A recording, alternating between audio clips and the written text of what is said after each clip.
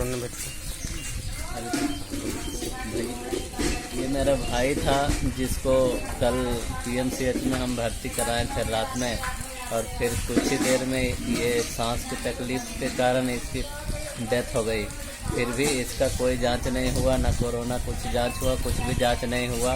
अभी ये किस कारण इसकी देहांत हुआ है जो हमें पता नहीं है। अगर ये कोरोना से अगर इसकी देहांत होती है तो फिर इसके चपेट में हम लोग साथ में रूम में रहते थे, और भी इसका पहले से इलाज चल रहा था। इनके चपेट में 2 डॉक्टर भी आए हैं, उनके कंप्यूटर भी सारे हैं।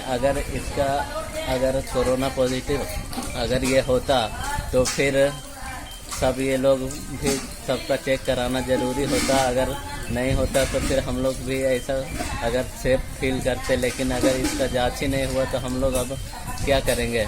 अब हम लोग कैसे जांच कराएंगे? हम लोग के जांच पे भी संशय है, और हम लोग भी क्या कोरोना पॉजिटिव हैं इसके बारे में कौन जवाब देगा?